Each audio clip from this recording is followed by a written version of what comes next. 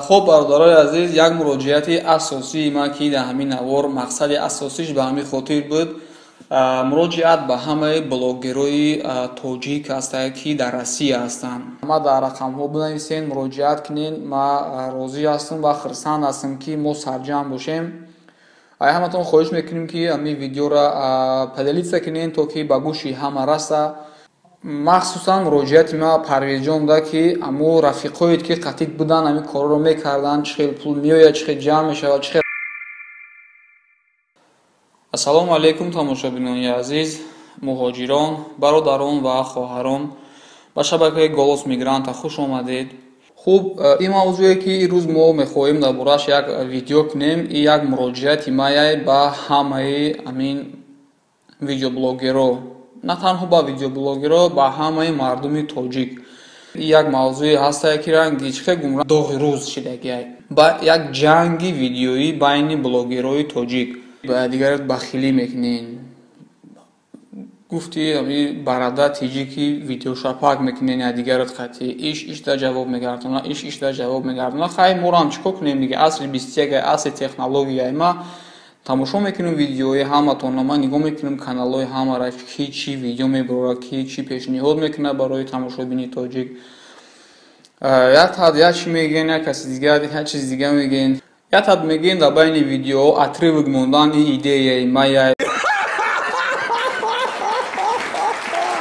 من نمیفهمم این ایده اکنوش که تاجیک ما میدونم پیش در یوتیوب ایران امریکان‌ها استفاده میبردن، یعنی که ای بین فیلمو میگیرستن بساق میموندن، ای بین کینو کم کم اتریوگ میبردن میموندن برای بازی پشیدن رولیکوشون. ایچی را یاد گرفتن روسو، بعد در روسیه همی کار زیاد شد. اوستا خیلی بعد یاد گرفتنش ویدیو بلاگرای تاجیک این چیزی نرمال نیه. کانال کم ترک کانتنت کم ترک بود دیگه خیلی میکنه، هیچ گپ نداره. نه که این چیزی یک کس نیست. خیلی دپوسیم ایده تو بود نگرفت ز پتنتواد کنیشه دیگه هیچ که استفادهش نبره. آخه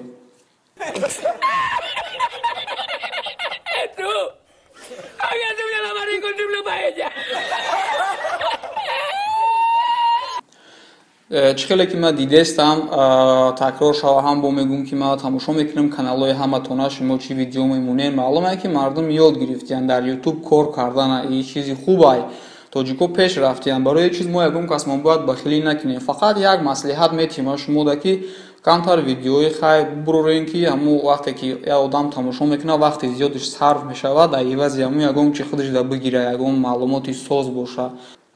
ما گفتی گفتنیم ما با یکم کسی شما بخیلی نمیکنیم. کدام ویدیو بلاگری که نو سر کردنیه مرحمت دامی دوم یک سالی که ما یکم چیزی که یاد گرفتم ماستر نیستم، لیکن شاید یکم چی یاد گرفته باشم. مرحمت مدام مراجعت کنین، ما شما را یاردم میکنم قدری امکان. خیلی نیست که نمیچی ای ما بود یا چیزی دیگه ای تو خیلی گپ نیست. ای возможность русикати гейм гирен истифода барем бачо. Ма шумо да чӣ мегум, YouTube я видеохостинги калона ягон телекомпания нест ки вақте ки 20 каса кор дагиранд дигарош мисол бумонай дар берун. Талант гуфти русо талант дори бахшиш ма и видеомо бе русикати накунум намешава.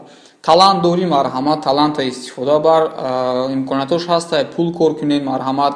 یک به نزدیکی یک بلاگر نشون دادن در تاجیکستان یک تاشونا مالادس میگه ما هر ماه $300 کار میکنیم. $100 کار کردن تاجیکستان دادن момент در کارخانه‌اش قینای تیم ولی وای $300 کار میکرده در مالادس. ما داش خرسان میشم. ممکنه که بعضی بلاگرای ما زیادتر کار کنن. مرامت کار کنیم. ما چند تاش میشناسم بچه‌ها که تلفن چه باید استفاده بریم. مثلا بعضی چی میگن گریاچی کلاویش هاش هست که مثلا چی خیلی تازه کنی میکروفونشان هم میدونم به نهایت فونکسیون‌های خوب به نهایت کارهای نغز نشون میتین. ای کامپیوتر یکم چیز نشون میتین بچه‌ها بهترین کانال‌ها رو شده گیان. من نمیدونم چرا مردم پادپیسات سنا میکنن. پادپیسات کنین تماشا کنین ویدیوشون. ما برای شما بلاگرای تاجیک برادرها ما برای شما یک چند تا پیشنهاد دارم. مصلحت همچون برادر یک کانتنتی با قوت کنین. چون که حاضر خیلی ویدیو بلاگران کلان بسیار شدگان تاجیکستان دا برای که در بین و کانت ترخیصته تونی باید یکم چیزی ایندیویدوالی خطه داشتگی باشی، کچستوینی کانتنت داشتگی باشی. این یک.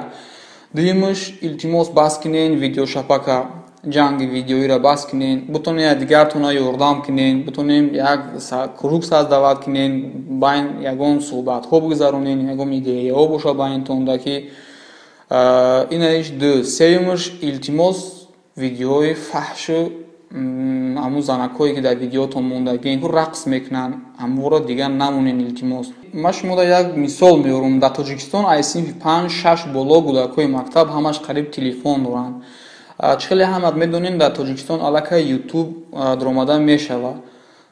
ӯ видеое ки шумо мемонед синфи 5-6-7 ҳамаи вай тамошо мекунад, вай морально кӯдак дар чӣ хел зарар мебарад, шумо ҳамеро ягон бор ҳис мекунед, тасаввур кардем шумо. Ҳоло он ки шумо дар бораи видео манфӣ гап мезанед, нишон метиҳед ки ина тоҷико хеле хел мекунанд, лекин ҳамуро нишон метиҳед, ҳамуро нишон натиҳед. Вай психикаи кӯдак зарари бисёр дорад, морально кӯдака вайрон мекунед шумо ба он видеотон қатъи. ин фикри маяй. ҳозир шояд шумо маро савол бутиҳед ки бародар дар бораи кадом намуди видео гап задаистед? Дар бораи видеое ки ҳамин занакҳое ҳастанд личанд, я бисёри ҷоҳошон метова ба ҳамун аҳволшон рақс кардесиянд. Ман мебинам амборо чӣ дорам арам, лекин ҳамешро илтимос дар ютуб намонен. Барои оянда насли тоҷик ин фоида надорад, хуб нестай, балки як зарар аст, як бадиай. бутонем ҳамира аз байн барем бародаро. хуб бародарои азиз, як муроҷиати асосии ман ки дар ҳамин навор мақсади асосиш ба ҳамин хотир буд, муроҷиат ба ҳамаи блогерои тоҷик аст ки дар Россия ҳастанд. ман чӣ мегӯям, биёед баҳс кунем ҳамин якдигарира бадбинира. ранги дигар блогерҳо ки дар дигар миллатҳо ҳастанд, мо ҳамин хел шавад ки ҷамъ шавем, вохӯрем, ягон масъалаҳои асосиро суҳбат кунем ва дигарро бинанд ки блогерои тоҷик душмани якдигар нестанд, якҷоя шишта суҳбат кардесиянд. ман ира бисёр мехостум ки пеши шумо пешниҳод кунам ва имрӯзам насиб шуд, ба шумо пешниҳод кардам. ман шабакаҳои иҷтимоиро бисёр истифода намебарам, ба ҳамон хотир ман страничка надорам бисёри. Баъд фақат ҳамин номерои ман дар вайберу ватсап ҳастай. Агар кадомед ки мисол нияти маро дастгирӣ кардан бихоҳен, тарафдори оромию тарафдори сулҳу дӯстӣ бошен, агар марҳамат дар вайберу ватсап бинависем, марҳамат блогеро. вақте ки мо ҷамъ мешавем, ягон идеяи соз дар калаи мо мебиёяд, ҳатто мумкине ки аҷия шишта ихудаш блогер будан ва ай 20,000 зиёдтар уже ай 15,000 20,000 подписчик ҷамъ мешаванд вақте дар каналат. ин маънеро дорад ки значит сар камтар кор мекунад ки мардум шуморо қабул мекунанд ки дар шумо подписчик мешаванд. значит блогеро шумо бачаҳои баақлен ҳаматон. ман барои ин шуморо қадр мекунам ва биёен якҷоя ҷамъ шавем. шояд ягон идеяи пайдо шавад ки муҳоҷирода аймо ягон сабукӣ пешниҳод карда шава аз ҷониби мо. подписчикои ҳамамон қариб 80-90% зиёдаш муҳоҷиро ҳастай. ба ҳамин хотир биёем бародаро сарҷамъ мешем, ягон чӣ фикр карда мебурорем ва пешниҳод мекунем. шояд ягон зарраи саҳми худмона дар сабук шидани аҳволи муҳоҷири тоҷик дар Русия бигзорем. фикр мекунем ки ин пешниҳоди ман шумода маъқул мешавад ва дар оянда сарҷамъ коромона пеш мебарем. як пешниҳоди дигар дорум. бахшиш мепурсем ки пешниҳодҳои ман бисёри бад шуданд. бинобар сабаб ки бародармон Парвизҷон чанд каналаш да чандин одаморо ёрдам карданд, беҳтарин корҳоро карданд. ман қариб ки ҳамаи видеороликҳои вай тамошо мекардам. ман тарафдори корҳош ҳастам, беҳтарин корҳоро кард, маладесш мегӯм.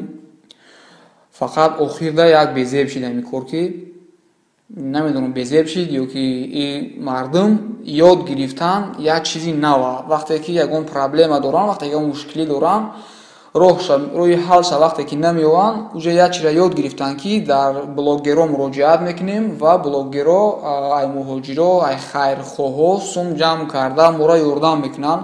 мардум ҳамчиро ёд гирифтанд. мада бисёри бад муроҷиат мекунанд барои ёрдам кардан. кадом як касалиҳоро пул ҷамъ карда дар ҷон ёрдам кунем гуфта. ман рости гап ягон фонд надорам. ва дар оянда барои кушодани фонд ҳоли ягон фикрам накардам, чунки ба ҳеҷ чизо намерасем. Бародарои азиз, чӣ мегӯм ма? Агар ягон тат ҳамин корро карда метонен, махсусан муроҷиати ма Парвезҷон буда, ки аммо рафиқоет ки қатъи будан ҳамин корро мекарданд, чӣ хел пул меояд, чӣ хел ҷамъ мешавад, чӣ хел расход мешавад, аз куҷо менависанаш, чӣ як камтарак уже дар ҳамин масъала опыт доранд, метавонисти ки ягон касе ҳамин ягон канал ҳуйкунӣ ҳаминро рекомендатсияти ҳамин кор пеш рафтан гирад, давомаш. Агар ҳамин фикри маро қабул кунед, беҳтар мешавад. У одамое ки муҳтоҷанд, уора худшон ҳам ки надонанд, дигарро ва ёда совет метиҳанд, ки ҳамин хеле блогерҳо да муроҷиат кунед ва ё шумо да ёрдам мекунанд. Аллакай шумо дигар ёрдам накардистен ва ё то мехӯранд, мо да муроҷиат мекунанд, мо фонд надорем, мо ин корро кардани нестем ва ё дилшикаста мешаванд бародар.